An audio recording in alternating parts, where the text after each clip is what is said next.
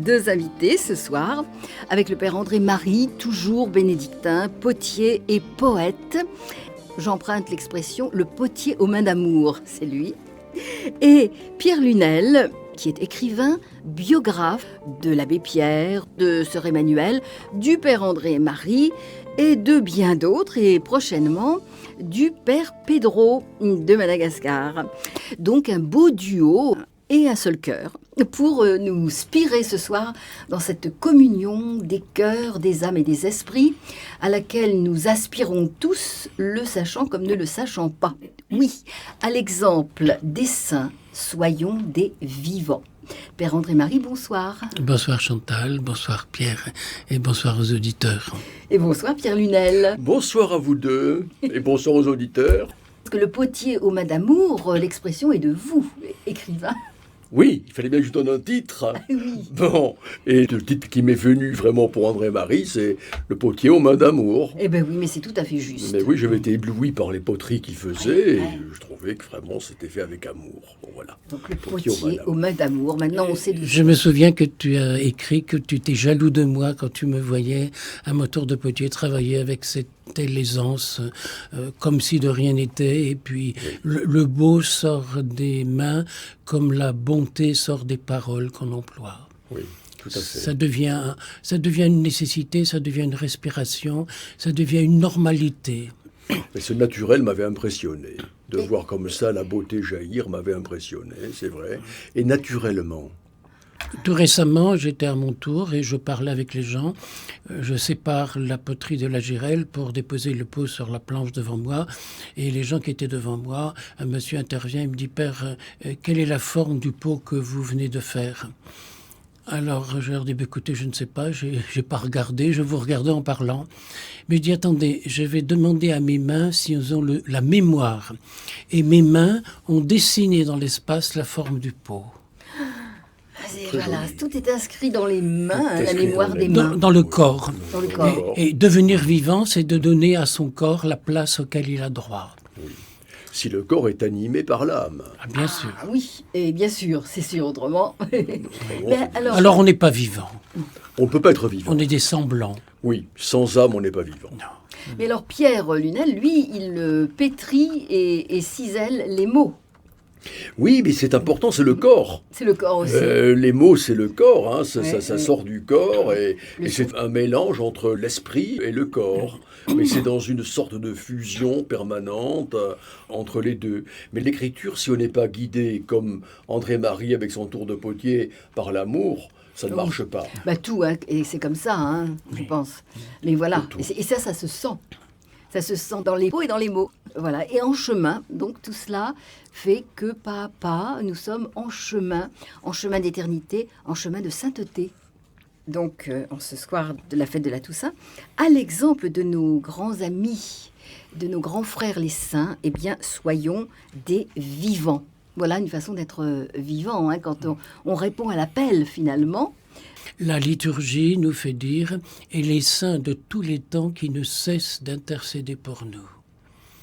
Et souvent on passe à côté d'eux, ils sont là à notre disposition, à notre aide, comme des exemples, et on les oublie et on passe à côté. Alors ce soir on va les accueillir. On va les accueillir, voilà. Vous allez dire votre point de vue l'un et l'autre. Comment vous comprenez, voilà, Père André-Marie et puis vous, Pierre Lunel, cette parole de saint Irénée de Lyon, la gloire de Dieu, c'est l'homme vivant. Je crois, Pierre, que tu as connu l'abbé Pierre plus que moi, même si je l'ai rencontré souvent. En tout cas, sœur Emmanuel encore plus. Je crois que tu as rencontré des saints, mais des vivants.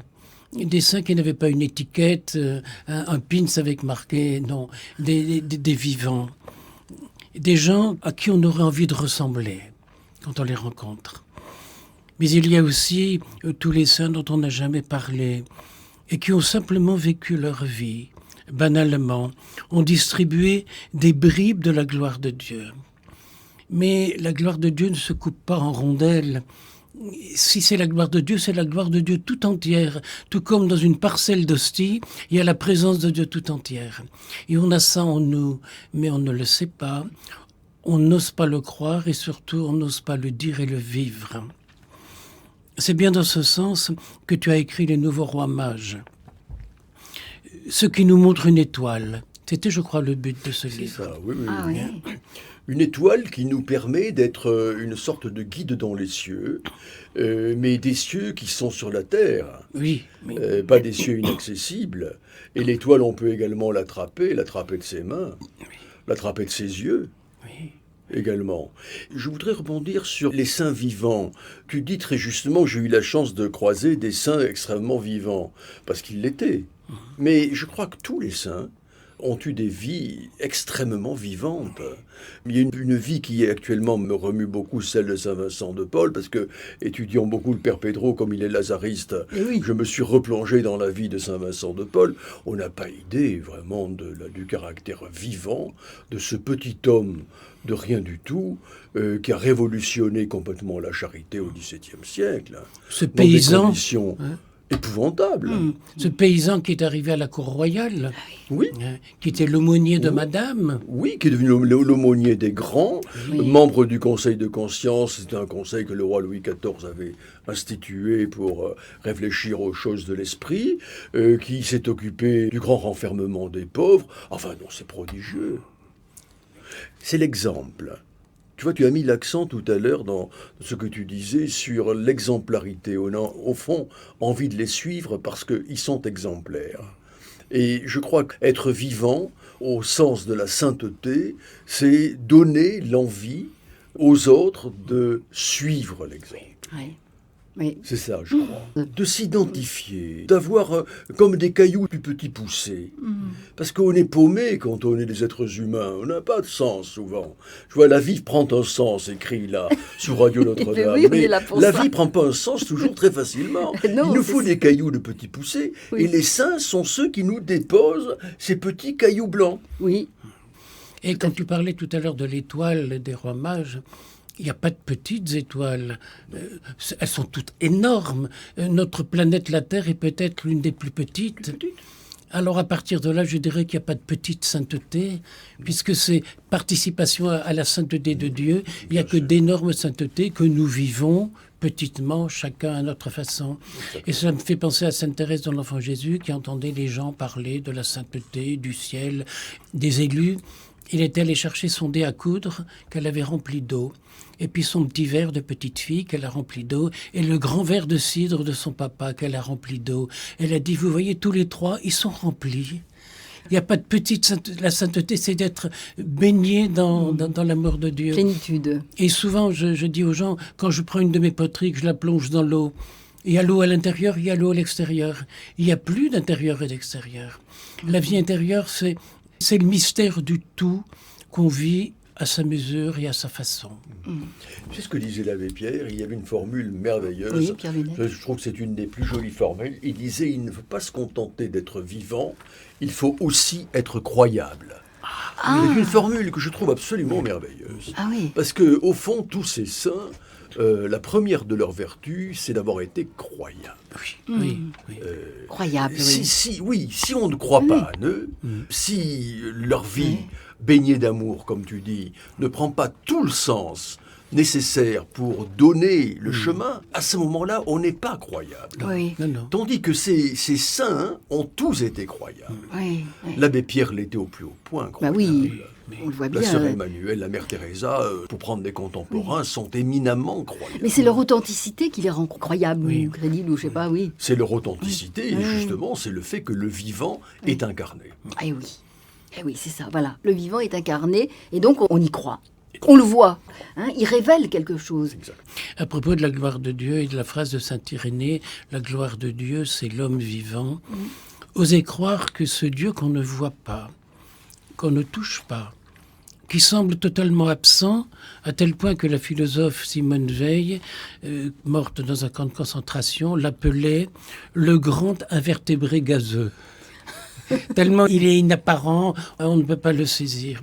Osez croire que la gloire de Dieu a quelque chose à voir avec mon attitude de vie.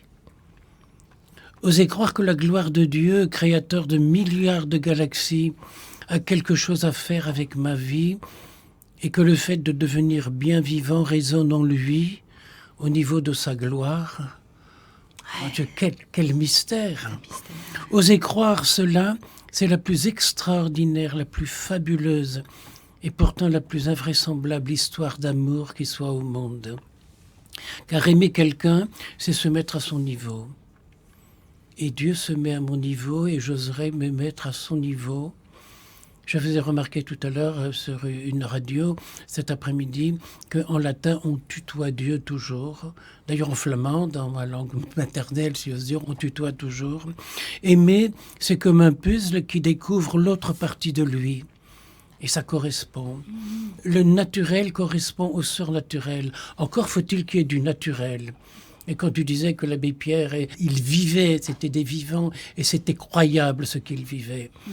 Alors on peut se rapprocher d'eux, puisque c'est croyant. On peut prendre la même forme. Quand l'abbé Pierre est décédé, beaucoup de gens, alors que j'ai son bureau chez moi, beaucoup de gens me disaient, mais maintenant qu'il est parti, qu'est-ce qui va le remplacer? J'ai dit, c'est toi. Oui, c'est toi, lui, oui, elle.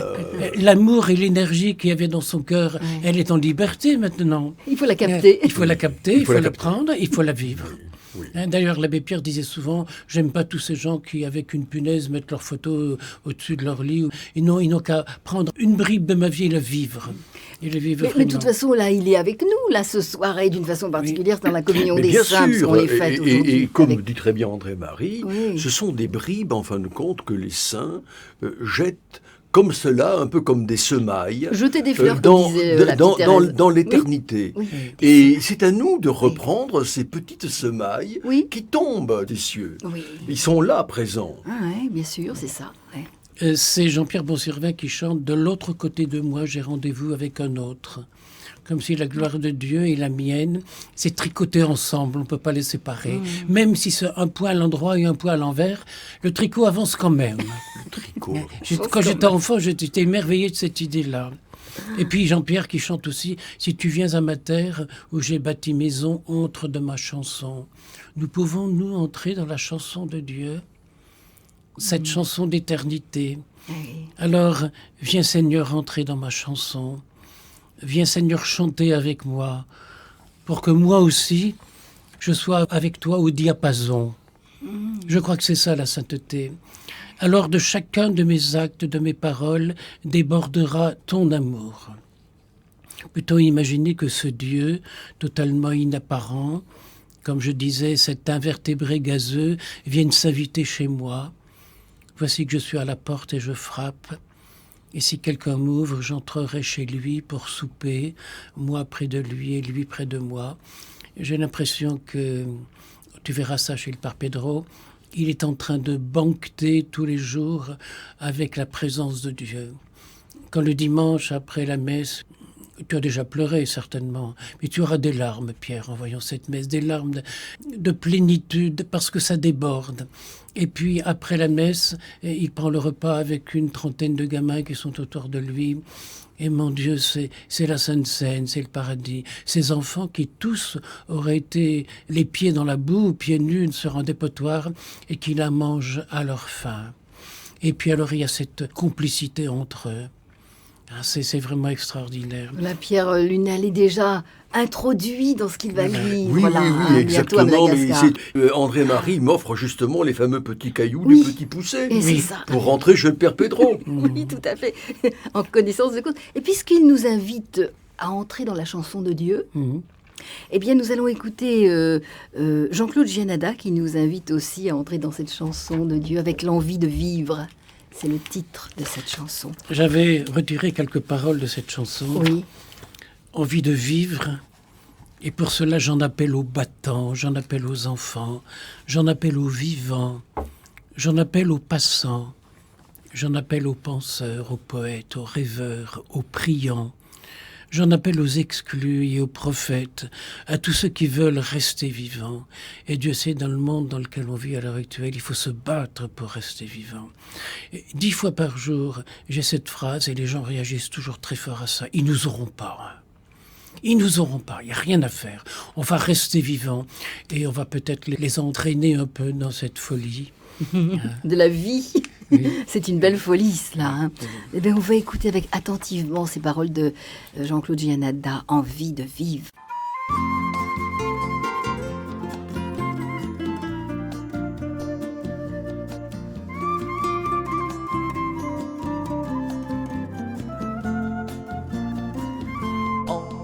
de vivre, envie d'aimer, dans le vent de la vie, et la vie dans le vent, s'accrocher au présent. Oh, oh, oh. Envie de vivre, envie d'aimer, dans le vent de la vie, et la vie dans le vent, inventer un printemps. J'en appelle aux battants qu'un grand amour inonde, aux partants, aux gagnants qui espèrent en ce monde et luttent à contre-vent pour aller droit devant, envie de vivre, envie d'aimer, dans le vent de la vie et la vie dans le vent, s'accrocher au présent. Oh, oh, oh. Envie de vivre, envie d'aimer, dans le vent de la vie et la vie dans le vent, inventer un printemps. J'en appelle aux enfants, désireux de tendresse, aux paumés, aux amants, aux fous, à leur sagesse, et qui savent vraiment qu'il faut vouloir le vent, un grand vent, envie de vivre, envie d'aimer, dans le vent de la vie, et la vie dans le vent, s'accrocher au présent. Oh, oh, oh. Envie de vivre, envie d'aimer, dans le vent de la vie, et la vie dans le vent, inventer un printemps. J'en appelle aux vivants, aux saints et aux apôtres, à tous ceux qui vraiment s'intéressent aux autres, à tous les cœurs brûlants qui ne font pas semblant, envie de vivre, envie d'aimer, dans le vent de la vie et la vie dans le vent, s'accrocher au présent. Oh, oh, oh. Envie de vivre, envie d'aimer, dans le vent de la vie et la vie dans le vent, inventer un printemps. J'en appelle aux passants, aux penseurs, aux poètes, aux rêveurs, aux priants, aux exclus, aux prophètes, et qui restent vivants, pour qui c'est pas du vent, envie de vivre, envie d'aimer, dans le vent de la vie, et la vie dans le vent, s'accrocher au présent. Envie de vivre, envie d'aimer, dans le vent de la vie, et la vie dans le vent, inventer un printemps.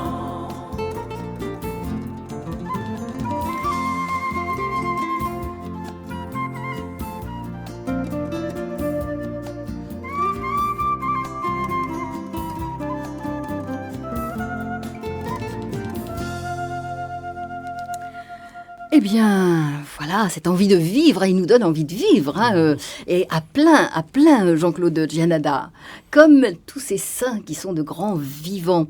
Alors, écoutez, Michel nous demande, alors je vous pose la question l'un et l'autre, est-ce que les saints avaient de l'humour, soit dans leurs actes, soit dans leurs propos? Je lis ce qu'il a écrit. Alors, voilà, qu'est-ce que vous en pensez? On ne peut pas avoir de l'amour sans avoir de l'humour. Et je crois que dans bien des cas, c'est ce qui leur a permis de tenir. L'abbé Pierre avait un humour que mais il C'est vrai riait, mais il riait. Il avait de l'humour. Mais oui, il riait. Ne parlons pas de la sœur Emmanuelle qui oui. éclatait de rire, pour laquelle vraiment tous les menus actes de la vie étaient prétextes à de l'humour. Oui.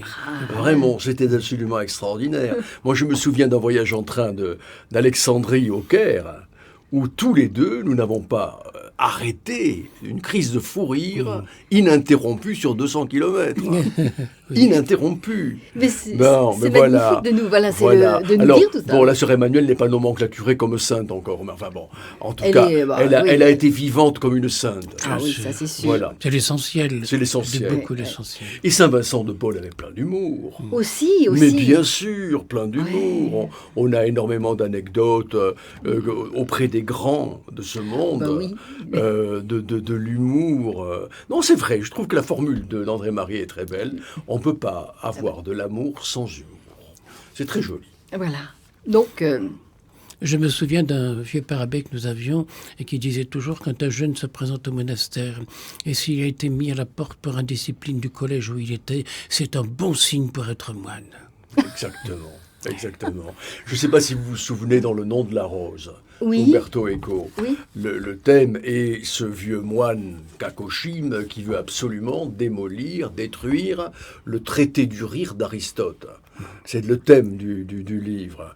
Et il y a cet abbé extraordinaire, vraiment, qui est interprété par, je ne sais plus, enfin, celui qui jouait James Bond, qui, au contraire, vraiment défend ce traité du rire, parce que le rire est le propre de l'homme, et c'est le propre du saint, Oui, et c'est le propre de l'amour. L'amour rit. Mais bien sûr, oui. L'amour rit et sourit et Il faudrait éclate de voir. rire. Les fous rires qu'on a parfois dans un monastère sont parlés beaucoup. Oui. Je pense, par exemple, à table, on ne réclamait jamais pour soi. Mais par exemple, si le voisin manquait de pain, on levait son couteau en montrant qu'il n'avait plus de pain. S'il manquait d'eau, on mettait le doigt sur le bout de la langue. Et un jour, un moine avait une souris crevée dans son assiette, dans les pâtes, dans les nouilles. Alors, il ne pouvait pas réclamer pour lui. Alors, il a fait remarquer que ses voisins, eux, n'avaient pas de souris dans leurs pâtes. Les pauvres, ils n'avaient pas la chance, comme Ah il non, dit. ah non. C'était joli. Mais c'était pas une facétie d'un moine qui lui avait mis une souris dans l'assiette. Non, mais on comprend que dans les grandes communautés, il y a des sacs entiers, il peut y avoir des petites bestioles qui se promènent. Voilà. Et puis faire à manger pour 70 personnes, on Oui. ne voit pas les détails. Oui, non. Non, c'est un détail, une Et- petite souris mais- comme ça qui... Est-ce que ça ne fait pas partie de l'humour que de ne pas s'arrêter aux détails, Ouais. Bien sûr. de voir les choses... Survoler de haut. Voilà. Oui, Bien c'est sûr, prendre, bien oui, sûr, oui, oui. bien sûr. Voilà, donc alors, je vais vous demander, pour vous, la vie nous appartient-elle? Soyons des vivants, hein, c'est le thème, à l'exemple des saints, soyons des vivants. La vie nous appartient-elle? Ah, mais nous sommes responsables, en tout cas, vis-à-vis de la vie, de la traiter avec à la fois humilité et amour. Vraiment. Parce qu'elle nous a été donnée par Dieu, elle a un temps limité sur la terre, et nous devons la chérir, nous devons la caresser, la cajoler. Pour la cajoler, il faut faire en sorte de lui donner du bonheur. Si vous lui donnez du bonheur à la vie, il faut être vivant. Si vous ne ressemblez pas à la vie, à ce moment-là, vous avez un corps et une âme totalement séparés, finalement, du don de Dieu. Oui. Eh oui. À quoi ça servirait? Voilà, c'est la raison pour laquelle, à l'époque où nous vivons, où c'est vrai, beaucoup de gens, de jeunes en particulier, sont un petit peu éteints parce que les valeurs parfois sombrent un peu, parce qu'il y a une crise terrible. Mais on oublie souvent que dans l'histoire des hommes, il y a eu des crises épouvantables Mais dans oui. des époques lointaines, dont la vie a survécu, si je puis dire, dont la vie a gagné le combat contre les forces délétères. Quand la grande peste au Moyen-Âge tuait les 4/5 de l'humanité européenne, est-ce qu'il n'y avait pas de quoi vraiment... les bras vous en tombaient, qu'est-ce que vous vouliez faire? Oui. Mourir? Ah oui. Il n'y avait plus rien à faire. Et pourtant, il y avait toujours ce coin de ciel bleu, ce petit morceau de ciel bleu, qui était l'espérance, qui était vraiment l'espérance de la vie. Je pense souvent à la Eh oui. situation de l'Europe après la Deuxième Guerre mondiale, des pays qui étaient complètement détruits. Et en quelques années, ils sont sortis complètement de cette désespérance et c'était vraiment un progrès sans arrêt. Et maintenant, alors qu'on a tout le monde se plaint et il n'y a plus de solution. Donc la vie s'enracine dans la base. J'ai remarqué, par exemple, tu verras ça chez le Père Pedro, ces petits, tu verras l'école maternelle, ils sont 300 ou 400. C'est tout petit et qui chantent. 3 kilomètres à pied, ça use les L'humour, souliers. Et ils sont tous pieds nus. Mais ils chantent de tout leur cœur. Les souliers sont pieds nus. Et Voilà quand- l'humour. Hein. Et quand Ça, c'est l'heure de la misère. récréation et que le père Pedro est là, Ouais. tu vois des centaines de gamins qui se précipitent autour de lui. Mon Dieu, la gloire de Dieu, c'est un Pedro vivant. Tu le verras, tu Bah le oui, sentiras. bah, j'attends avec impatience de le voir. Mais ce que tu me dis me fait penser à l'Afrique où, y allant souvent, je rencontre des gens qui sont pourtant dans le dénuement le plus complet, puisque vraiment l'Afrique est quand même mal partie, comme disent certains. Eh bien, par rapport aux valeurs essentielles de l'existence, ils sont là et il y a toujours du sourire et il y a toujours une ouverture vers le lendemain.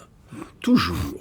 Et ça, c'est quelque chose qui me bouleverse beaucoup auprès de mes amis africains. De temps à autre, quand je suis moi-même un petit peu Un peu fatigué. flagala, un peu fatigué, un peu découragé, parce qu'on a le droit d'être découragé. Oh, bah, bien On sûr. peut être vivant et découragé, je veux dire, c'est pas un problème. Parce que sinon, on va finir par désespérer les gens. Si on leur dit que pour être vivant, il faut jamais être découragé, C'est pas possible. C'est pas possible. Bon. On est des- Mais je vais des faire une êtres humains. cure, je vais prendre une cure d'Afrique. Ça me fait beaucoup de bien. Oui, parce que là, au contact... alors, ça va Oui. être pareil à Madagascar, j'en suis sûre. Ben, bien sûr, parce que les soins, il n'y en a pas. Parce que manger tous les jours, c'est pas évident. Parce que les choses essentielles de la vie, c'est pas évident du tout. Alors que, comme tu dis très bien, André-Marie, nous, on a quand même tout. Hein. Bien sûr. Bon. Je me souviens, tu vas sans doute avoir Marc comme chauffeur, que si Oui. tu devais circuler dans Tana et puis à l'extérieur.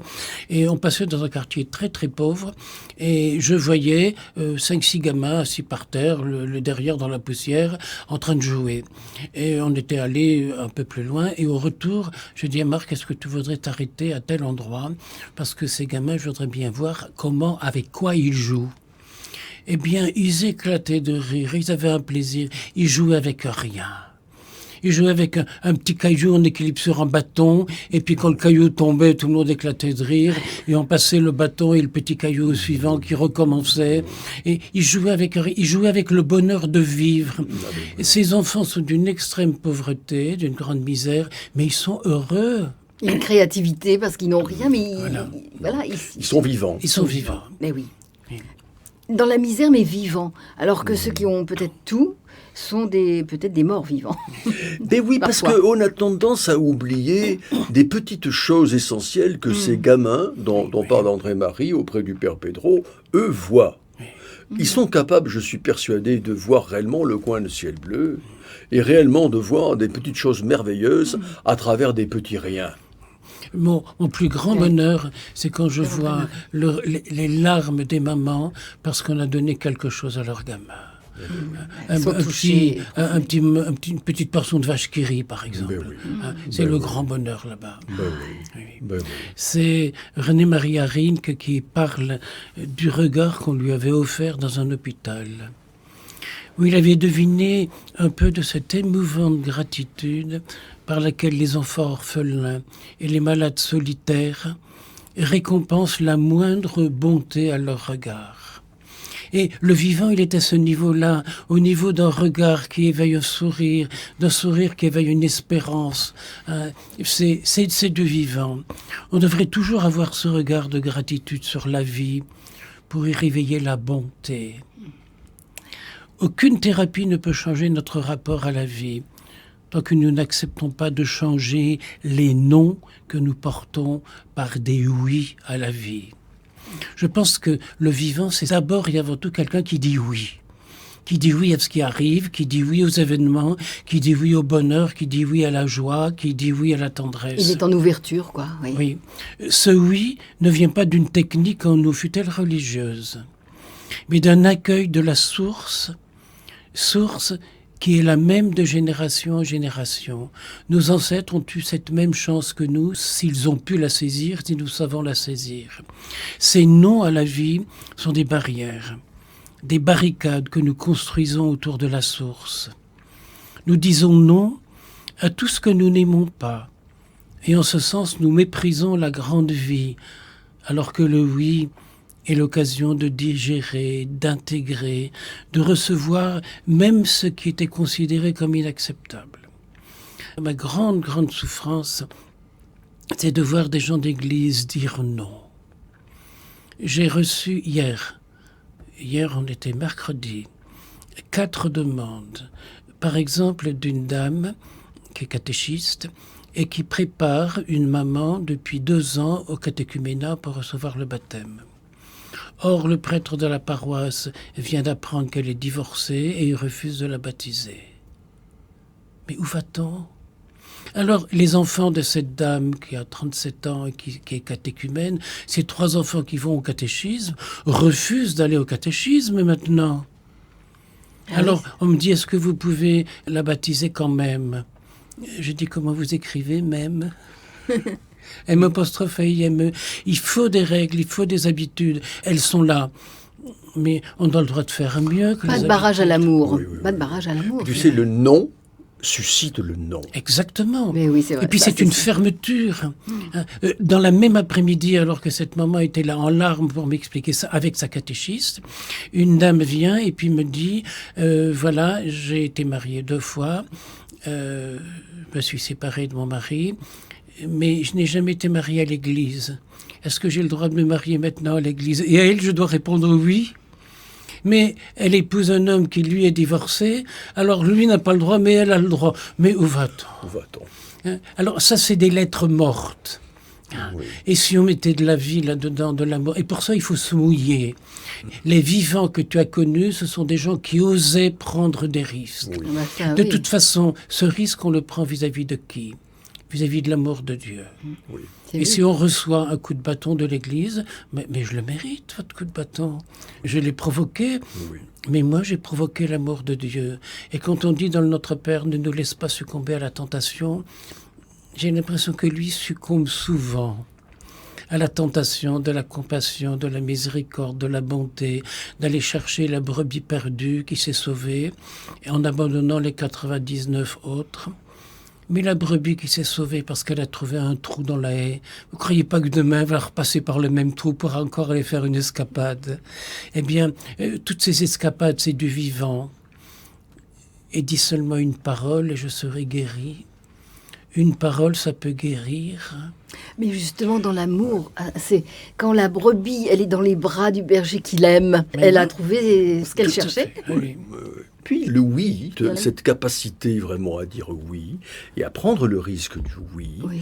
on l'a tout entier dans les béatitudes. Le fait de dire heureux les pauvres, heureux les miséricordieux, heureux les assoiffés de justice, etc. On pourrait penser, mais enfin quand même, il exagère. Ce sont tous des échecs. Ce sont tous des échecs. Il nous demande Et d'être d'être pauvre, heureux. il nous demande d'être heureux, Oui. heureux en étant pauvre, il nous demande, etc. Mais enfin, il y a le oui. Et il y a le oui, ne serait-ce d'ailleurs que le oui des gens d'église. Le oui des gens d'église par rapport à la pauvreté est un oui qui est lié à un vœu et qui est la plupart du temps observé. Et par conséquent, c'est un choix, c'est un risque, c'est un oui. Alors évidemment, tout le monde ne peut pas être religieux et tout le monde ne peut pas dire ce oui-là. Mais bon, encore qu'on peut dire heureux les assoiffés de justice, parce que là, pour le coup, c'est un vœu qui concerne tout le monde. Tout le monde. Ah oui, là, bien sûr. Et être même un assoiffé de devoir. justice. Et même un devoir. Oui, bien sûr. On ne peut amputer la vie d'une partie d'elle-même. Et à ce moment-là, je me dis que tout jugement, même positif, est restrictif. Quand on dit ça, c'est bien, ça veut dire qu'à côté, c'est pas bien. Ça, c'est ainsi. Et j'aime bien que ce soit comme ça. Mais un jugement a toujours quelque chose de restrictif. Sauf quand on est dans l'enthousiasme du vivant. Eh bien, on poursuit alors dans cette communion des saints. L'Église aide-t-elle à devenir vivant et comment peut-elle aider à devenir encore plus vivant ? Il m'arrive très très souvent de dire que les chefs d'État et les hommes politiques ne font rien là-bas. En tout cas, je n'ai jamais vu une action. Jamais. Là-bas, c'est-à-dire Dans les pays du tiers-monde, en tiers-monde, général, oui. dans les pays pauvres. Oui. À Madagascar, que je connais particulièrement, pour y avoir été plus de 20 fois. Par ailleurs, si on supprimait les églises, ce monde s'écroule. Ben oui. Il y a bien sûr Médecins sans frontières, ils sont au dernier chiffre 987, ils donnent plusieurs années de leur vie pour aller dans les lieux les plus chauds, les plus terribles, pour sauver des vies humaines, mais les missionnaires sont 100 000 et ils donnent toute leur vie. Et ils n'ont pas de salaire, ils n'ont pas de charge sociale, ils n'ont pas de retraite vieillesse, ils donnent tout tout leur être de vivant. Et les religieuses sont 200 000. Et dès qu'on voit à Madagascar un clocher ou bien un bâtiment en construction, on se dit ça c'est une école qui se construit, il y a des sœurs là-bas dans le coin, il y a des missionnaires, il y a des prêtres là-bas. Et cette jeune église malgache, j'ai eu la chance pendant des années de m'arrêter tous les ans au noviciat des Pères Carmes. Et bien maintenant, il y a un de ces jeunes Carmes qui est évêque à Madagascar et plusieurs ils sont une trentaine à tenir des paroisses. Le seul sauveur du monde, c'est Jésus. Le ressuscité. Et son église, son corps. Et la suite, oui. Mais je ne sais pas ce que tu en penses, André-Marie, mais c'est vrai, tu as raison, les 100 000 missionnaires dans tout le monde entier, mais notre église, chez nous, en Occident, c'est-à-dire auprès de nous qui vivons ici, en France, en Europe, je trouve qu'elle nous apporte beaucoup. L'enrichissement que l'Eucharistie nous procure à chaque fois que l'on est devant ce mystère absolument merveilleux, qui est un mystère sourire, qui est un mystère amour, qui est le mystère du don.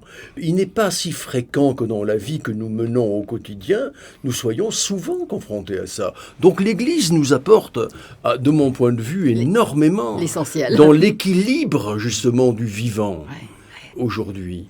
Et dans cette spiritualité qu'elle propose, parce que s'il n'y a plus de spiritualité, il n'y a plus que du matériel. Or, le matériel est toujours appelé à disparaître. Je pense qu'on peut faire confiance à Karol Wojtyła. Oui, c'est qui On a appelé plus tard Jean-Paul II. Oui, on peut lui faire confiance. Il est avec nous aussi ce soir d'une façon particulière. Ah, mais il est avec nous, oui, c'est sûr. L'amour est la forme la plus haute et la plus noble des relations des êtres humains entre eux. L'amour doit animer tous les secteurs de la vie humaine et doit aussi aller s'étendre également à l'ordre international pour permettre aux hommes d'être vraiment des vivants. Seule une humanité dans laquelle règne la civilisation de l'amour pourra jouir d'une paix authentique et durable qui permettra de redevenir vivant. Encore faut-il être passé par les soubresauts, des drames et des guerres, etc. Et c'est Christiane Singer qui déplore que le monde dans lequel nous vivons soit aussi plat, aussi vide. Elle s'indigne de l'entreprise colossale pour détourner l'homme de l'essentiel, car c'est bien cet essentiel qui peut le faire devenir vivant. Elle dénonce cette incroyable machine mise en marche pour nous distraire de la vie. Je ne regarde plus jamais la télévision, j'écoute les informations quelques instants de temps en temps et j'en ai assez pour ça. Mais j'étais récemment chez des amis à l'heure qu'on appelle la grande écoute. Et puis j'ai vu ces jeux télévisés d'une débilité, d'une tristesse, d'une banalité. Il n'y a rien là-dedans qui nous élève un peu. Je tiens beaucoup à cette phrase que le prêtre dit tous les jours à la messe avant la préface. « Ils vont notre cœur ». Oui. Regardons les choses par en haut. N'ayez pas peur de monter une marche. Mais rassurez-vous, quand vous serez en haut de l'escalier, vous serez toujours un petit, vous savez. Mais vous aurez un autre regard sur le monde. Et c'est Pascal qui regrettait ce divertissement qui nous écarte de l'essentiel. Et toute cette mise en œuvre pour nous détourner de nous-mêmes, de la lumière qui nous habite. Elle est en nous et on n'ose pas y croire. Partout, nous sont proposés des anasthésions du cœur, des fadeurs sans saveur, pourtant enrobés de fausses apparences de sagesse. Le père Lebray, plutôt qu'à cette fausse sagesse, nous encourage à la folie de l'Évangile et il implore Dieu. Ô mon Dieu, envoie-nous des fous qui s'engagent à fond, qui oublient et qui aiment autrement qu'en parole, qui se donnent pour de vrai et jusqu'au bout. Il nous faut des fous, des déraisonnables, des passionnés, capables de sauter dans l'insécurité, l'inconnu, toujours plus béant de la pauvreté. Il nous faut des fous du présent, épris de vie simple, purs de compromission, décidés à ne jamais trahir, méprisant leur pauvre vie, capables d'accepter n'importe quelle tâche, de partir n'importe où, à la fois obéissants, mais spontanés, tenaces, doux et forts. Ô Dieu, envoie-nous des fous. Envoie-nous des Tu as fous. bien raison. Plus on aura de fous, plus on rit. Comme tu Oui, dis la c'est formule, plus on est de fous, plus on rit. Et puis, deuxièmement, le prendre des risques pour dire oui, c'est être fou. Oui. Et c'est dans ce sens qu'on a vraiment besoin de fous. Je voudrais reprendre ce que tu disais de la télévision. C'est vrai, ce que tu dis des heures de grande écoute. Tu as été animateur de télévision. J'ai pas été quelque part. animateur de télévision, mais j'ai dirigé un service à la télévision pendant 3 ans. Ah oui. Et oui, c'était sur France 3. Je dirigeais les fictions. C'est-à-dire toutes les séries et tous les films que Oui. la télévision produisait. Mais ce que je récuse, c'est pas tellement qu'il y ait du divertissement, Non. c'est qu'il n'y ait que du Et divertissement. du divertissement de bas étage banal qui ne... Voilà, Il y a- et que l'on prenne pas acte du fait que l'homme n'est pas que divertissement. Ouais. Qu'il ait besoin de se délasser en écoutant des chansons, etc. Je le veux bien, c'est très bien, c'est formidable. Mais il faut également qu'il y ait de la communication du bien, Voilà. de la communication des choses belles et vraies. Un peu d'enthousiasme. Du là-dedans. beau et du vrai, du beau et du bien, de la bonté. C'est en ce sens que la communication du bien, moi je disais, même si ça pèse 5% de l'ensemble, eh bien c'est très bien. Mais oui. Mais pour l'instant, nous ne les avons pas, ces 5%. C'est vide. C'est vide. Alors justement, là, il y a Catherine qui envoie ce mail. Elle dit « Merci, Père Jésus, de nous faire prendre conscience que quelque part, les saints sont vivants, afin que nous ne soyons plus un peuple de zombies, bêtement manipulés, entre autres, par tant d'émissions télévisées nocives. Dans le Notre Père, on dit « Que ta volonté soit faite sur la terre comme au ciel ». Si on médite sur cette phrase et si on y réfléchit profondément, et si on accepte là, alors, on a tout compris et on peut être vivant. À chaque problème rencontré, à chaque épreuve, je me répète inlassablement cette phrase et c'est une aide très précieuse. Voilà, Catherine nous remercie à travers cette émission de nous faire évoluer. Et cette phrase qu'elle écrit, que ta volonté soit faite, si on écrivait le mot faite d'une autre façon. Comme une fête. Le Oui. fait, ta volonté soit faite. En faire la fête dans sa vie, Oui. ça doit émerveiller les autres, ça doit Oui, les oui, entourer. Quand tu verras à la messe, par exemple, chez le Père Pedro, au moment où on apporte la parole de Dieu, la Bible, et tu verras ces hommes qui dansent tout autour. Et quand tu verras à l'offertoire, ces femmes qui cassent toute la journée des cailloux dans la carrière, qui ont mis une belle écharpe et qui dansent autour du pain et du vin, et tu admireras le calice et la patène du Père Pedro, tu sauras d'où elles viennent. Ah, voilà, des mains du potier d'amour. J'ai compris. Mais ils sont, comme tu disais, enthousiastes. Et ils sont beaux. Enthousiastes, anthéos, Oui. être en Dieu. Être Oui. en Dieu. Et ils sont donc enthousiastes. Être vivant, c'est être enthousiaste. Eh, c'est ça. L'une des plus belles photos que j'ai, on voit des milliers de mains qui se lèvent, les doigts ouverts, les doigts accordés, des mains de noir, et au milieu de tout ça, il y a une main de blanc. C'est la main du Père Pedro qui est capable de faire naître cet enthousiasme. Hein, Tu décris très bien la messe du Père Pedro. Moi, j'ai lu les pages que tu as écrites là-dessus. C'est très, très joli avec les enfants qui entrent à la suite du Père Pedro et qui s'assoient par terre. Voilà. Et puis sur les gradins, donc, il y a des gradations d'âge. Oui. Les plus anciens sont sur les gradins. Et puis, au milieu de tous ces visages noirs, on repère quelques visages blancs. Voilà. Et ils ont tous les larmes aux yeux. Exactement. Voilà. Et quand les enfants disent au Père Pedro, mais pourquoi ils pleurent les blancs? Et il leur répond, ils pleurent à cause de vous. Et ils pleurent grâce à vous. Et quand tu vois l'ambassadeur des États-Unis qui est là émerveillé comme un enfant. On rend grâce au Seigneur, voilà, dans cette communion des saints aujourd'hui, de façon toute spéciale. Eh bien, en cette magnifique fête de la Toussaint, nous sommes en compagnie du Père André-Marie, qui est toujours bénédictin potier, poète, le potier aux mains d'amour, comme l'appelle Pierre Lunel, qui est aussi notre invité ce soir, écrivain, biographe, hein, parce qu'il écrit beaucoup, enfin entre autres, sur l'abbé Pierre. Rappelez-nous le titre de votre livre. L'insurgé de Dieu. L'insurgé de Dieu. C'est magnifique, hein, c'est tout à fait lui, ça. Alors, donc, c'était pour le centenaire hein, de sa naissance hein, que vous avez écrit ce livre. Et puis, Sœur Emmanuel, le Père André-Marie, les nouveaux rois mages. Hein, Les c'est ça nouveaux rois mages. Les nouveaux rois mages, ceux d'aujourd'hui, voilà. Et puis là, prochainement, maintenant avec le père Pedro à Madagascar. Ça va être encore une nouvelle aventure. As-tu déjà, L'aventure, c'est celle du père Pedro. Oui. as-tu déjà un titre pour ce livre, non? Je trouve que l'aventure du père Pedro, Ah, ça oui. lui irait tellement bien. L'aventure du père Parce qu'il Pedro. revendique le titre d'aventurier de Dieu. Ah oui. Donc je trouve que l'aventure du père Pedro, Oui. un missionnaire, c'est un aventurier. Ah bah oui. Oser être debout sur un dépotoir où il y a des milliers de gens qui se tournent dans la fange et se dire je vais faire quelque chose avec ça. Oui. Et dire à ces gens vous allez vous mettre debout et se retrouver 20 ans après quand le jour de Pâques il y a 12 000 personnes. Oui. Pieds nus qui sont là et qui y croient et qui aiment. C'est la plus grande et la plus belle des aventures. Oui. Au milieu de difficultés sans nom. Énorme. Et de critiques également sans nom. Oui, parce ça que va avec. dès que l'on fait quelque chose d'important, tout de suite, ça suscite malheureusement des jalousies, des critiques, Parce des que- peurs aussi. Et puis, tout le monde ne dit pas oui.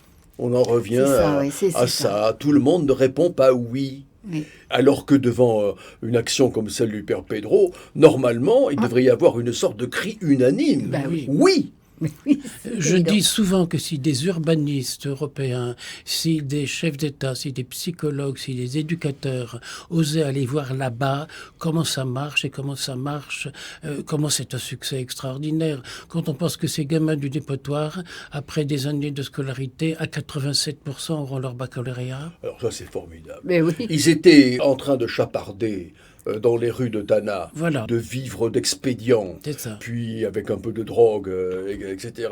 Et maintenant, ils réussissent non seulement à aller à l'école, mais à arriver au baccalauréat et à rentrer à l'université. Ouais. Alors ça, Ouais. tout de même.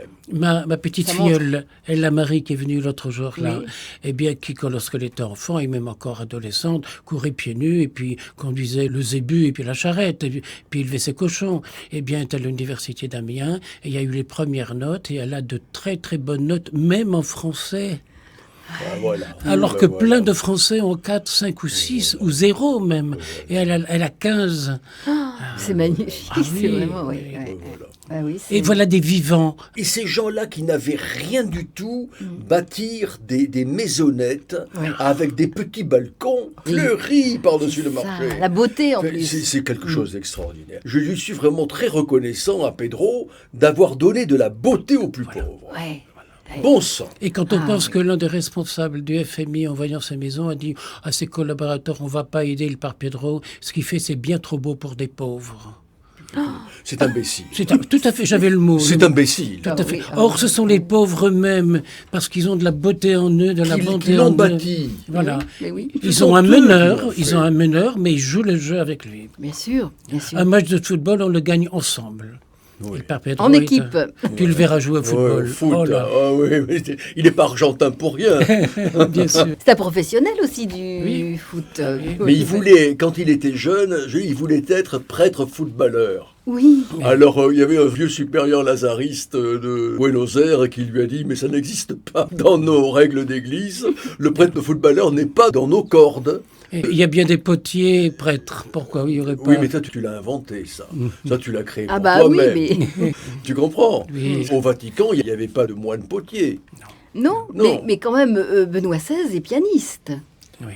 Benoît XVI est pianiste, c'est Mais vrai. oui. Et Jean-Paul II était un acteur. Ben Et oui. il était boxeur aussi. Et boxeur. Oui, oui. Et puis, il faisait de la montagne. Oui, oui, oui. Et très fort en natation. Et en natation aussi, oui. Ben oui, c'est un sportif. Voilà. Donc vous Un voyez vivant, bien. Ben, tout un vivant. vivant. Vous voyez bien quand Ah, même. un bon vivant. Il y a des prêtres aussi qui sont coureurs cyclistes. Oui, ben, il y a un évêque, Monseigneur Noyer, vraiment fait du vélo tous les jours, tous les jours. À la radio que je faisais cet après-midi, je disais que je venais de célébrer un baptême avant-hier, et à la fin du baptême, j'ai souhaité aux gens de passer une bonne soirée et de bien boire. Alors les gens me regardent, je vois des regards un peu affolés. Je dis, mais vous avez entendu ce que je viens de vous dire? Je ne vous ai pas demandé de mal boire. Je vous ai demandé de bien boire. boire. Et il n'y a pas assez de bons vivants. Exactement. On pourrait dire d'ailleurs des bien vivants. Oui, oui. Aussi. Ah oui. Pour ne pas connoter d'une façon un peu trop abusive Voilà, le oui, terme de bon vivant. Mais pourtant, quand c'est bien, c'est bon. Mais bien sûr que c'est bon. Dans la limite, Épicure nous l'avait dit. oui. Alors là, c'est Daniel Facerias qui est aussi très engagé, qui chante l'oiseau blessé, La colombe. la colombe. Alors on écoute Daniel Facerias, l'oiseau blessé.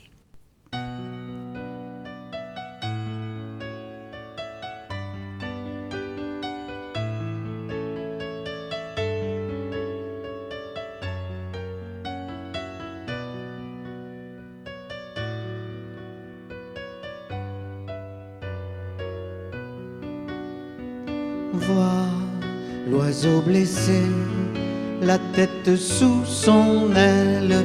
Vois l'oiseau blessé, de son plus beau chant perle. 3 gouttes de sang, 3 gouttes de son précieux sang.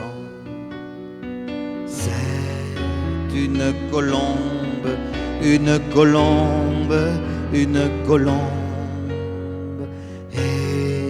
D'un coup de fronde, elle s'effondre, elle s'effondre. Les chemises noires, la tête haute et fière, les chemises noires lui ont coupé les ailes. 3 gouttes de sang, 3 gouttes de son précieux sang. C'est une colombe, une colombe, une colombe. Ils veulent qu'elle succombe, qu'elle succombe, qu'elle succombe. Quand vient le vent mauvais, d'un coup de fronde, elle s'effondre. Mais au matin, elle renaît. Au bout du monde, au bout du monde. Vois le bleu du ciel se couvre de ténèbres. Vois le bleu du ciel, des gros nuages perles. 3 gouttes de sang, 3 gouttes de son précieux sang. Et tout mon cœur gronde, tout mon cœur gronde, tout mon cœur gronde. Une plaie profonde de larmes inonde la fin du monde.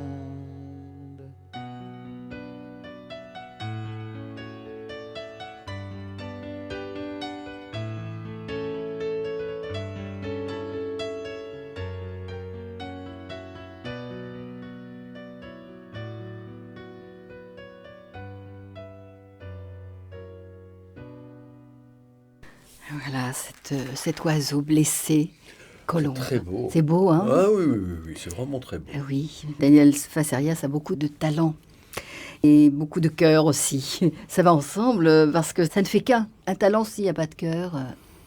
Ça devient simplement une technique. Eh oui, c'est ça. Parce que les mots Ah pour oui. l'exprimer viennent du cœur. Bien sûr, Bien sûr. La poésie, la musique. bien sûr. Alors Michel, qui nous parlait de l'humour tout à l'heure, nous dit « L'humour chrétien existe, c'est vraiment quelque chose de formidable. Et je voudrais qu'on le dise sur l'antenne. » Alors c'est fait, Michel. Mais il faut même le redire. Oui. Parce qu'on a toujours tendance à imaginer le christianisme comme une religion doloriste. Une religion où la souffrance est exaltée. Simplement parce qu'on a l'image de la passion du Christ. Mais c'est une religion où on rit beaucoup. Mais oui. Où l'humour vraiment a ses lettres de noblesse. Il ne faut pas oublier ça. L'humour n'est pas seulement l'apanage de sagesse ou de religion d'Asie, que généralement on considère comme celles qui ont le plus de facilité avec l'humour et avec l'ironie. Non, je crois que le christianisme vraiment a son poids d'humour. On peut Merveilleux. rappeler l'abbé Pierre, sœur Emmanuel, tout cela. Oui, c'est ça. tout, Saint Vincent de Tout, Paul, Saint- et Saint Thomas, et tous, on peut prendre la liste. Bien sûr. Philippe de Néry. Philippe Néry, Oui. ils sont drôles, Eh ces oui, gens-là. oui, Et bien Saint sûr. François d'Assise, il n'est pas attendrissant. Eh oui. C'est l'histoire de ce vieux curé qui est sur son lit de mort et qui demande à ses meilleures paroissiennes, quand vous verrez que c'est la fin pour moi, vous faites venir mon banquier et mon notaire. Alors ces demoiselles se disent, monsieur le curé a des biens, on ne savait pas. Et puis voilà que son état de santé s'aggrave. Alors elles font venir le banquier et le notaire. Et monsieur le curé est là dans son lit, les bras en croix, et dit, mon Jésus, comme je suis heureux. Je vais mourir comme toi entre deux bandits. C'est joli. Ah, c'est très mignon. Elle me plaît beaucoup, celle-là. Et puis c'est aussi vrai, malheureusement, dans certains cas. Ça peut être vrai. Oui, mais c'est le système qui est... Je pense C'est à cette amie Sylvie, à qui notre association vient de vendre un petit bout de terrain, 200 € pour faire un petit jardin. 200 € plus 2500 € de frais de notaire, de géomètre, etc. C'est absurde. C'est d'une absurdité. C'est absurde. Et j'allais dire, c'est criminel parce que un petit jeune au chômage, il a des enfants, il n'a pas de travail, il peut cultiver un petit bout de jardin, ça coûte 200 €, il ne pourra jamais payer 2700 €. C'est un système qui est criminel et qui nous fait tomber dans un monde qui est un tiers-monde de misère. Comment réagir devant ça? J'ai envie de faire pour tous ces gens-là un enterrement de première classe. Et on n'en parle plus. Ils nous auront pas. Ils nous auront pas. Alors justement, parler du partage, et Christiane disait qu'en tout point, elle était d'accord avec votre livre justement sur l'urgence du partage. C'est un de vos livres. Un livre que j'ai écrit il y a une quinzaine d'années, et malheureusement, comme je le relis, sur le fond, je n'ai rien à changer, mais sur les chiffres, ça devient catastrophique. Je parlais à l'époque de 30 000 enfants qui mouraient de faim tous les jours, puis quelques années après de 40 000, et maintenant c'est 50 000. Oui, oui. Ça devient dramatique. C'est la raison pour laquelle, quand il n'y a plus d'espoir, il faut mettre de l'espérance. L'espérance, c'est au féminin. Ça sort du cœur, c'est comme la compassion, c'est comme la tendresse, c'est comme la bonté. Et c'est sans limite. C'est la tendresse d'une mère. Voilà. En tout cas, je voudrais vous poser cette question à l'un et à l'autre. Devenir vivant a-t-il une conséquence dans nos relations avec les autres ? Ah bah écoutez... Pierre Lunel, c'est-à-dire vous avez moi ça me votre paraît... Mais oui, parce que devenir vivant et en relation avec les autres, c'est-à-dire que si on n'est pas vivant, on n'a aucune relation avec les autres. La vie est une espèce de fil conducteur qui justement nous conduit par ce fluide qu'est l'amour, qu'est le regard vers l'autre, qu'est la compassion, qui nous conduit vraiment à prendre la main de l'autre. Et surtout, mieux que prendre la main, à avoir envie de prendre la main de l'autre. Surtout avoir envie de prendre la main. C'est le désir. Et à donner à l'autre l'envie de prendre la tienne. Et à donner à l'autre l'envie de prendre la mienne. Cet échange de ces mains que l'on voit dans les plus belles peintures de Michel-Ange, de cette main de Dieu qui s'approche de la main de l'homme, sans la toucher, mais on sent la vibration de l'envie. Oui. A tendance à liberté pour Exactement. C'est ça, oui. Et j'aime beaucoup le mot « maintenant » que j'écris toujours en 2 mots. Maintenant. Oui, tu écris toujours en 2 mots. Oui. D'ailleurs, tu aimes beaucoup jouer avec les mots. Pour aller réveiller en eux ce qu'il y a de merveilleux, ce qu'il y a d'humour aussi. Mais bien sûr, voilà. Mais bien sûr. Pour nourrir cette relation avec les autres, il te faudra découvrir que le monde entier a quelque chose en commun avec toi. Découvrir en même temps que tu as quelque chose à partager avec le monde entier. La grande richesse des saints, c'est qu'ils croyaient à cela. Ils croyaient en un au-delà d'eux-mêmes. N'aie pas honte de la richesse qui est en toi. Elle peut être contagieuse. Essaie de faire correspondre tes rêves à ce que la vie rêve pour toi. C'est beau. C'est de cette identité, de cette fusion que naîtront en toi la paix et la sérénité. Et si elle pouvait correspondre aux rêves que la vie fait pour les autres, alors ensemble vous seriez père et mère du bonheur et du changement du monde. Parce que le changement ne peut se faire que par un accouplement de l'humain et du divin, et je dirais du bien et du mal, du noir et du blanc, c'est une complémentarité entière. Il n'y a d'ombre quand il y a une lumière pour provoquer l'ombre, et l'ombre est la preuve de la lumière. Bien sûr, la relation avec les autres n'est pas toujours aussi facile, mais elle demande d'abord d'ouvrir sa maison et puis son cœur. Et Dieu sait que lorsqu'on ouvre sa maison à des tordus, eh bien le cœur en prend un sacré coup parce qu'il faut les aimer quand même. Oui.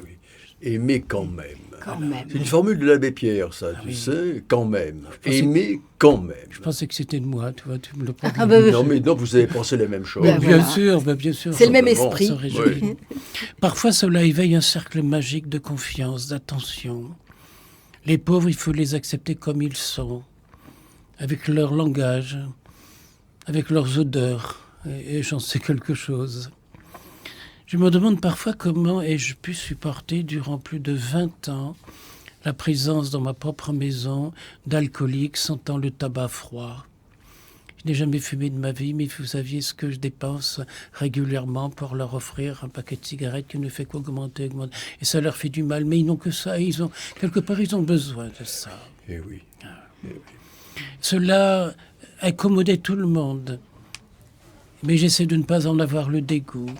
J'ai souvent entendu le père Pedro dire « Celui parmi vous à qui le bon Dieu a le plus plaisir à pardonner, c'est à celui qui le mérite le moins. » Voilà comment ça se passe dans son cœur, au père Pedro. Tu vois, ça, c'est une phrase que tu dois retenir, Pierre, pour la redire. Celui à qui le bon Dieu a le plus plaisir à pardonner, c'est à celui qui le mérite le moins. Parce que là, il est vraiment Dieu. Tout entier Dieu. Aucune de nos faiblesses, de nos laideurs humaines, de nos habitudes nauséabondes ne diminue la dose de divin qui nous habite.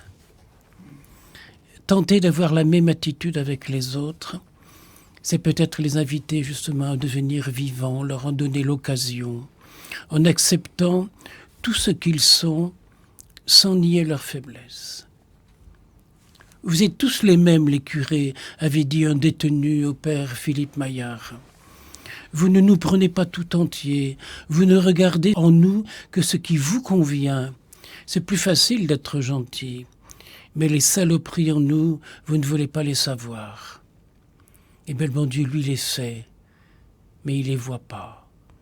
Je dis souvent que je ne sais pas si Dieu est capable de pardonner, parce que pour pardonner au mal, il faut le voir. Est-ce que tu crois, Pierre, que Dieu a un organe qui lui permet de voir le mal ? C'est pas possible. Non. Il ne voit que le bien, Oui. le beau.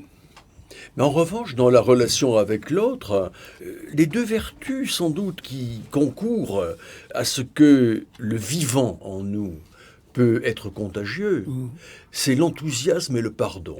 Oui.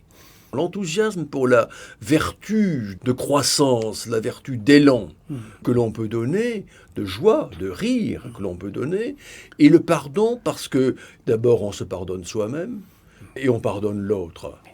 Et je crois que ça, vraiment, ce sont les deux vertus qui permettent aux vivants d'être contagieux. Et c'est ça, et qui permet à la grâce de Dieu Qui permet d'entrer. à la grâce d'habiller le vivant. d'habiller. Voilà, c'est à la grâce d'habiller le vivant. D'habiller le vivant. Et l'enthousiasme, c'est comme si on avait des lunettes colorées, et le mal, on le voit sous un autre regard. Oui, bien sûr. Il n'a plus cette même Bien agressivité. sûr, bien sûr. C'est le père Teilhard de Chardin qui disait « Tout peut se reprendre en Dieu, se refondre en lui, changer de visage, même les fautes.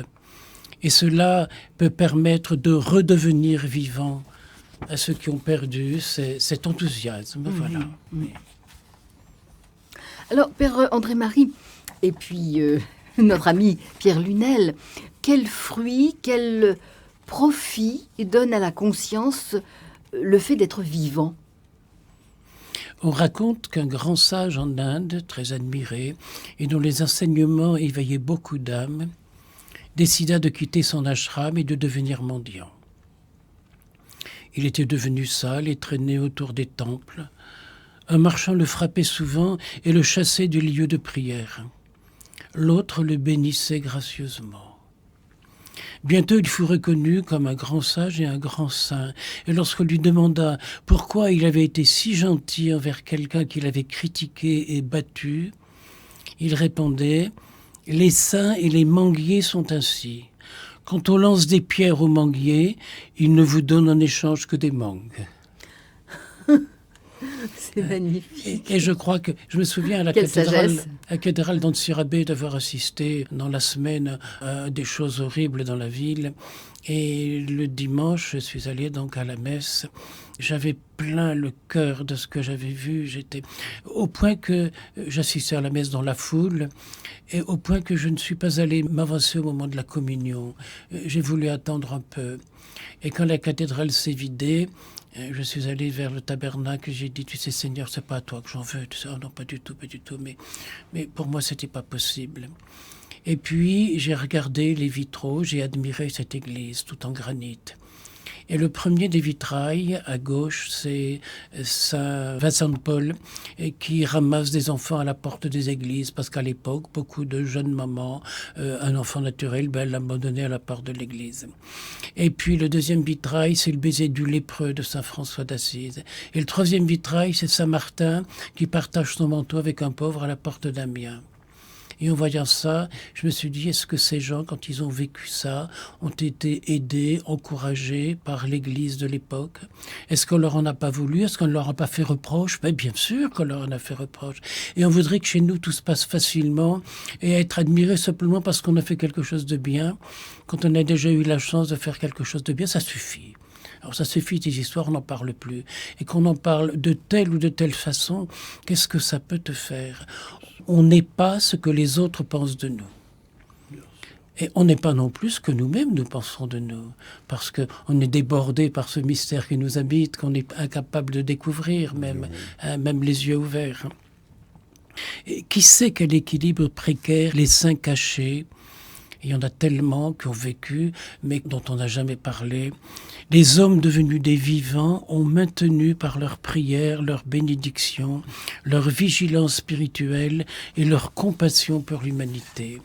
Je pense que tous ces saints-là, on parle dans la Bible des grands prophètes et des petits prophètes, tous ces saints-là sont des grands aussi. Ils ont gravi les marches de l'escalier. Et arrivés tout en haut, c'était toujours des petits. Mais ils avaient changé le monde. On ne devient jamais vivant tout seul.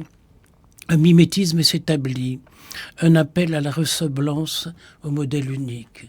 C'est à lui qu'on a envie de ressembler. Cela me fait penser à Saint Jérôme qui, dans sa grotte, étudiait les fourmis, en découvrant leur destin de masse et leur intelligence collective. Quand j'étais jeune moine, j'étais pas très fort en latin, alors pendant une année, on m'a fait faire du latin. Et le père Philippe Rouillard m'a fait la chance de me faire traduire des textes de Saint Jérôme. Je me souviens très bien de l'un de ces textes. Saint Jérôme regardait les fourmis, et puis elles avaient trouvé un lieu de provende où se nourrir. Puis voilà qu'il y a eu une grosse pluie, et puis un ruisseau s'est mis à couler entre la fourmilière et le lieu où les fourmis se nourrissaient. Et il a assisté, alors là je m'émerveille parce que j'ai moi-même, 2000 ans après, presque assisté au même spectacle, des fourmis qui déplaçaient un brin de paille pour faire un pont par-dessus ce petit ruisseau. Or, pour déplacer ce brin de paille, il y en avait 300 qui tiraient dans un sens et 300 qui poussaient dans l'autre sens pour le faire tourner, virer sur lui-même. Qu'est-ce qui était le chef d'orchestre? Qu'est-ce qui commandait? Eh bien, une intelligence collective. Il n'y a pas une... Non, ils sentent quel est le bien de la fourmilière. J'assistais hier soir à un vol de vanneaux. C'est extraordinaire. Ils volent tous dans le même sens, et puis ils virent sur la droite tous en même temps, et ils repartent tout droit, et ils virent sur la gauche tous en même temps, et brusquement ils descendent d'un niveau, ils sont à quelques mètres du sol, tous en même temps. Qu'est-ce qui décide? Cette intelligence collective que malheureusement n'ont plus la plupart des humains.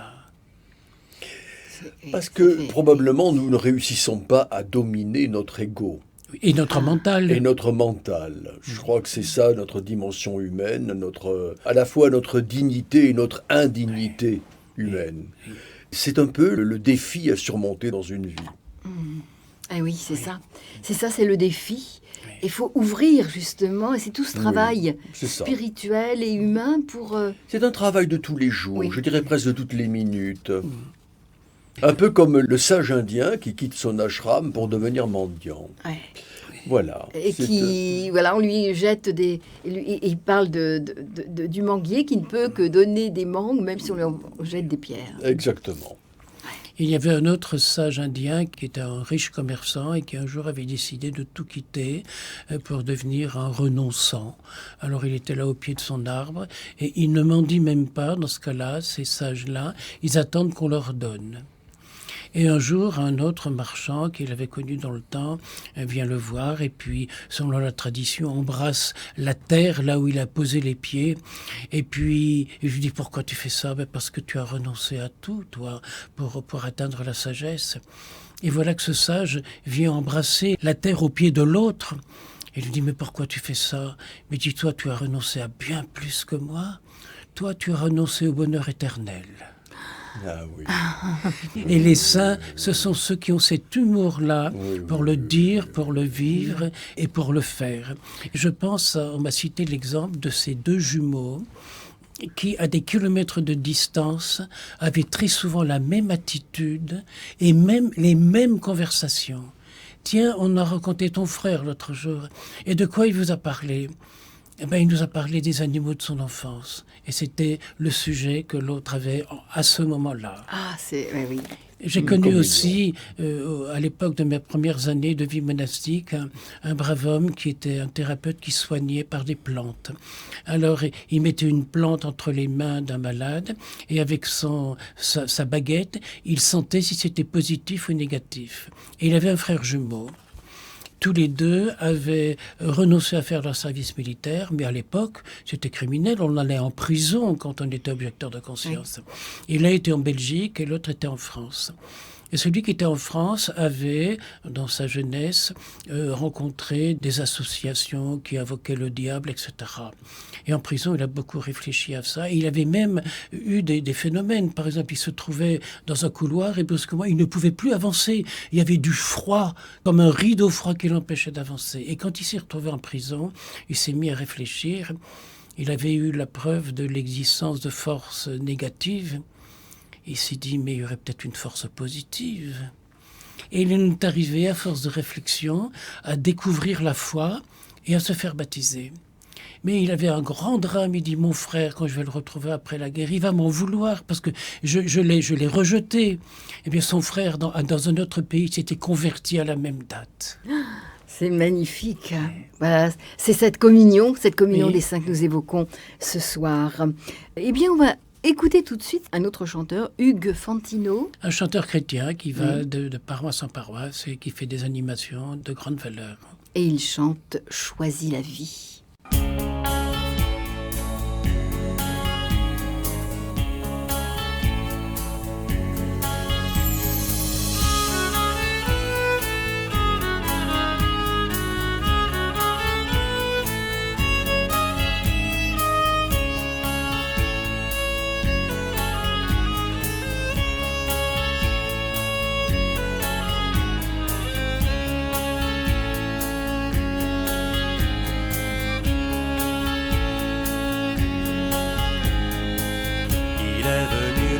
D'aimer la vie. Il est venu le temps de croire aujourd'hui que la vie nous est donnée, que la vie nous est confiée pour lui rendre sa beauté, nous révéler tout ce qu'elle est. Il est venu le temps d'aimer la vie. Il est venu le temps d'entendre son cri quand elle se sent traquée, troquée pour de bas intérêts, et de la protéger comme un enfant, un nouveau-né. Il est venu le temps d'aimer, retrouver les priorités, chercher l'autre réalité, le vrai sens d'exister. Choisis la vie. La vie n'a pas de prix. Choisis la vie, l'amour jusqu'au bout de tes jours. Attention, le temps court. Choisis la vie. Et la vie à tout prix. Choisis la vie, l'amour et puis passe à la mort. l'amour est le plus fort. Il est venu le temps d'aimer la vie, tendrement, passionnément à la folie, de la tenir à bras le corps, de la serrer, de l'embrasser jusqu'à la mort, et l'aimer de plus en plus fort. Il est venu le temps d'aimer la vie, de lutter contre tout ce qui l'a détruit, en pensée, en parole, par action et par omission, sur la forme et sur le fond, refuser la compromission. Il est venu le temps d'aimer, retrouver les priorités, chercher l'autre réalité, le vrai sans exister. Choisis la vie. La vie n'a pas de prix. L'amour. Choisis la vie, l'amour jusqu'au bout de tes jours. Attention, le temps court. Choisis la vie. Et la vie à tout prix. L'amour. Choisis la vie, l'amour, et puis basta la mort. L'amour est le plus fort. Vis ta vie comme un cri. Vis ta vie comme un cri. Comme un cri dans la nuit. Comme un cri dans la nuit. Dans ce monde endormi, réveille le volcan des cœurs indifférents.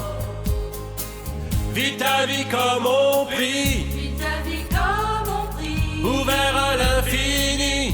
Ouvert à l'infini. Que l'auteur de ta vie rythme de l'intérieur les battements de ton cœur.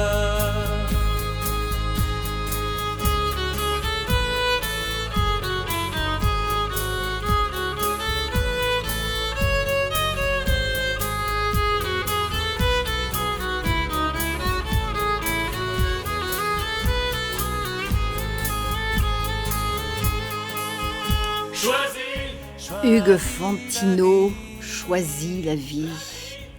On est heureux d'entendre des jeunes qui ont cette conviction-là, que ça peut changer, que ça doit changer. Mais ils s'adressent au singulier, choisis. Oui, chacun. Le changement ne viendra pas des hommes politiques ou des changements de gouvernement. C'est toi. C'est Gandhi qui disait « N'attends de changement que ce que tu es capable de t'imposer à toi et de le vivre. » C'est cette force-là qui permet aussi de changer, de changer la vie, Oui.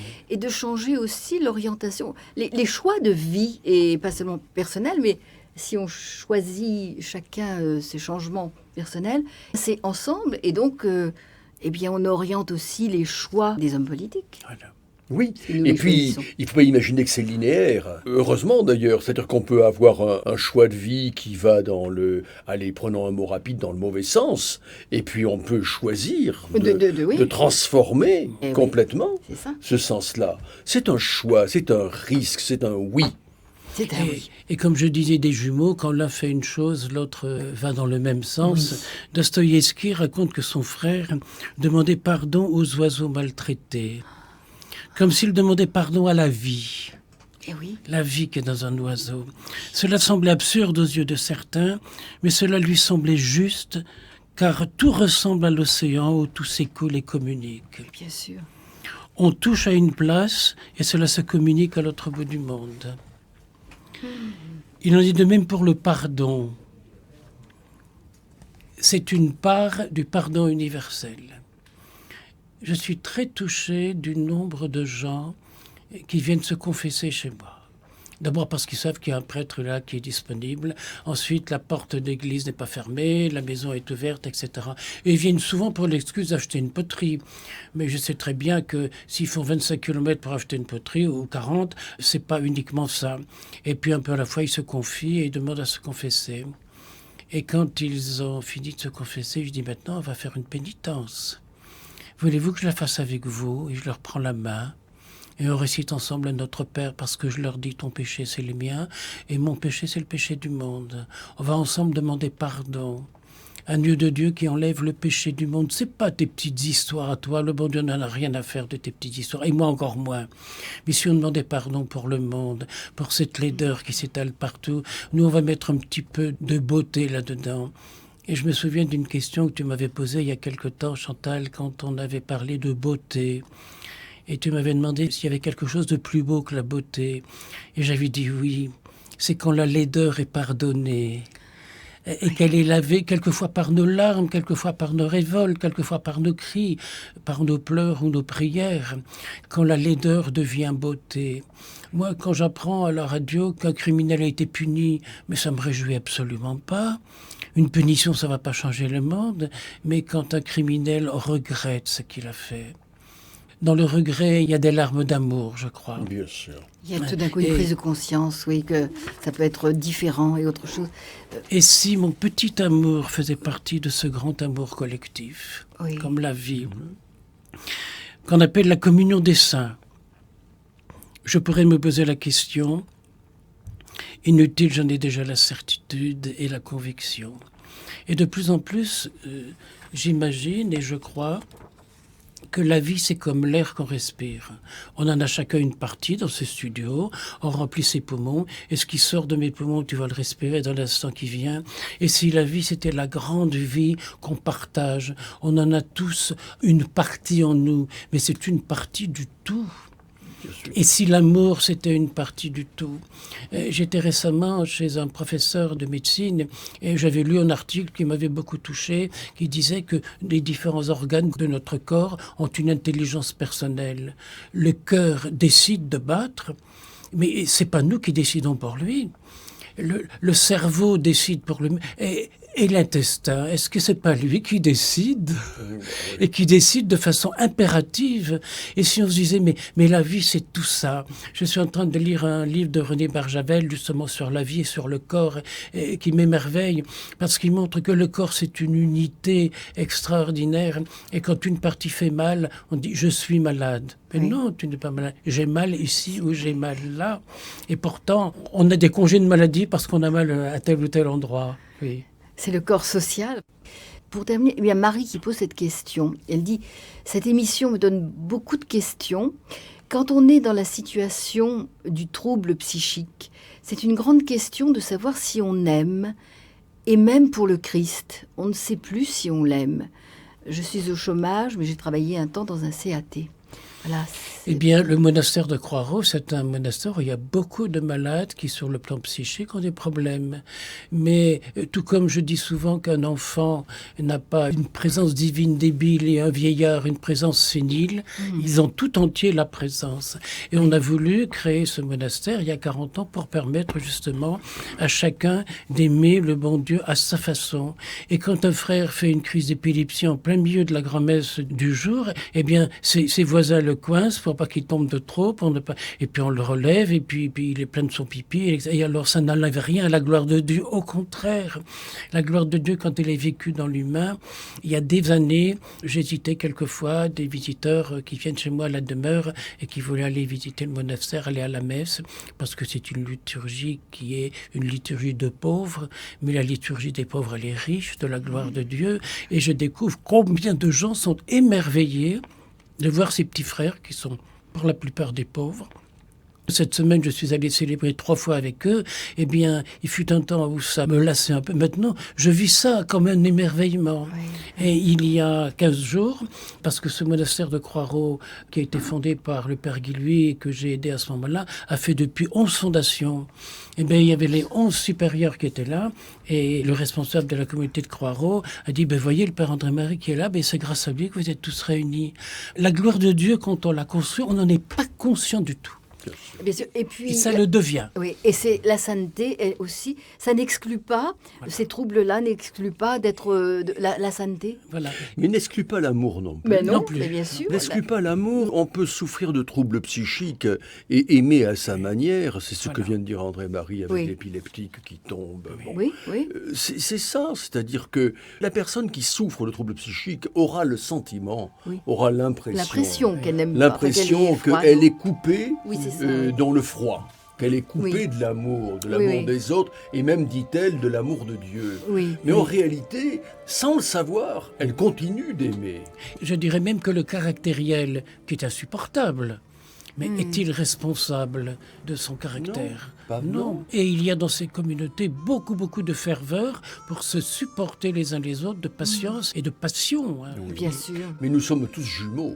Oui, voilà, tout à fait. Exactement. Et tous solidaires, justement, dans cette grande communion. Pierre- Mais par force, jumeaux, nous sommes forcément solidaires. Ben oui. Je te prends au mot, on est là Toussaint aujourd'hui, Oui. on est jumeaux avec tous les saints. Oui. Mais oui, On est jumeaux avec tous les saints. c'est une bonne finale pour cette émission. Et ce qui leur appartient nous appartient. Voilà. Tout est- hein, tout est- Exactement. on met tout en D'ailleurs, commun. il nous le donne, regardez, ça tombe. Mais oui, les grâces tombent. Alors, ouvrez grand, hein, tous, le cœur pour accueillir Prenez toutes ces vos grâces. paniers et venez recueillir. Voilà, c'est ça. La petite Sainte Thérèse de l'Enfant Jésus qui disait « Moi, je prends tout ». Il était question d'un panier où il y avait des nœuds, elle pouvait en choisir un ou deux. Elle dit « Non, moi, je prends Prends tout ». tout. Et ben voilà, prenons toutes les grâces. Hein. Eh bien, rendons grâce aussi hein, avec tous ces saints. Merci à tous les deux. Pierre Lunel, merci. Merci Chantal. Merci, Père André-Marie. Et à bientôt, à ton retour de Madagascar. Ah oui, on vous Ah attend. oui, hein. oui, oui, bien sûr, Bah, je avec comprends. joie. Ah, bah, bien sûr. Avec joie. Et tu pourras dire que tout ce que j'ai dit, c'était un minimum, parce que c'est encore plus extraordinaire. Alors, merci aussi. Les mots sont impuissants à traduire la réalité.